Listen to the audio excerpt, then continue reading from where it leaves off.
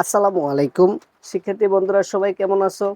এই পর্যায়ে ক্রয় সংক্রান্ত জাবেদা এগুলো আমি আস্তে আস্তে তোমাদের 2টা 3টা 4টা 5টা প্রতিদিন সলভ করব। তোমরা দেখতে থাকবে, ইনশাল্লাহ উপকার পাবা।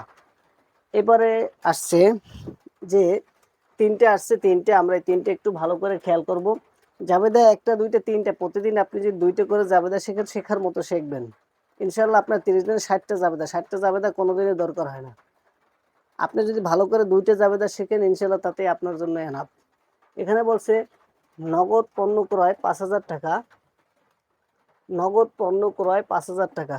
এটা আমাদের, আমি প্রথম বলছিলাম এটা একটা ঘটনা কিনা, অবশ্যই ঘটনা, যেহেতু পণ্য ক্রয় করছে অবশ্যই একটা ঘটনা।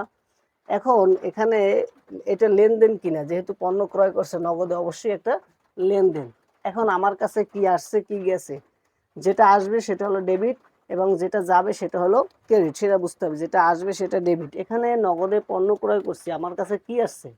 নগদে পণ্য ক্রয় করছে, আমার কাছে পণ্য আসছে, তাহলে পণ্য ওইটা আমার কাছে আসছে, যেটা আসছে ওইটা ডেবিট। আর আমার কাছ থেকে কি গেছে? নগদ টাকা গেছে, 5,000 টাকা গেছে, তাহলে ওইটা ক্রেডিট। এখন আমার কাছে পণ্য আসছে, তাহলে আমি জাবেদাটা কি লিখবো? আমি যদি জাবেদা লিখি নগদে পণ্য ক্রয় 5,000 টাকা, আমার কাছে পণ্য আসছে, আমি যদি পণ্য হিসাব লিখি তাহলে হবে?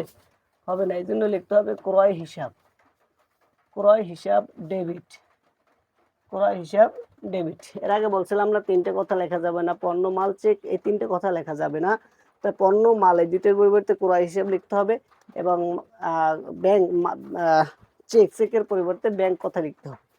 তাই নগদে পণ্য ক্রয় করছি, যেটা আমার কাছে পণ্য আসছে এই জন্য ক্রয় হিসাব ডেবিট, এবং আমার কাছে কি গেছে? নগদ টাকা গেছে, এই জন্য নগদান হিসাব ক্রেডিট। এই যে নগদান হিসাব ক্রেডিট। কত? 5,000 টাকা। আশা করি বুঝতে পারছো এটা। পরের যেটা আছে, এখানে বলছে রহিমের নিকট থেকে নগদ পণ্য ক্রয় 8,000 টাকা। এখানে বুঝতে হবে রহিমের নিকট থেকে, রহিমের নিকট থেকে নগদ পণ্য ক্রয় 8,000 টাকা।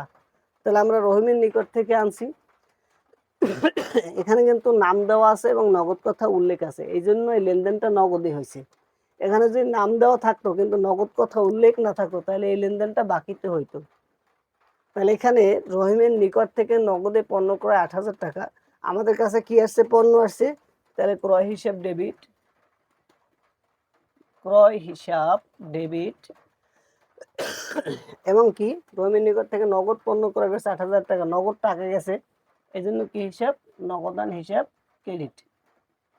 আমার কাছে কি আসছে কি গেছে এইটা দেখতে হবে। আমার কাছে পণ্য আসছে, ক্রয় হিসাব ডেবিট এবং নগদ টাকা গেছে, নগদান হিসাব ক্রেডিট। পরের যাবে এটা দেখি। এখানে বলছে চেকের বিনিময়ে পণ্য ক্রয়।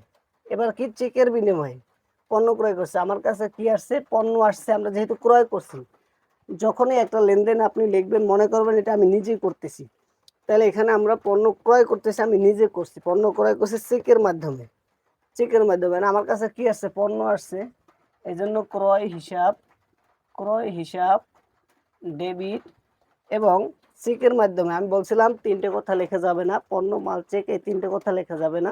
এখানে বলছে চেক, তা চেকের পরিবর্তে আমরা লিখবো কি?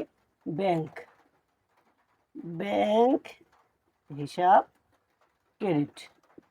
এই যে 3টে কথা, এই 3টে আমি ভালো করে আপনাদের বুঝিয়ে দিছি, ইনশাল্লাহ আশা করি সবাই বুঝতে পারছেন।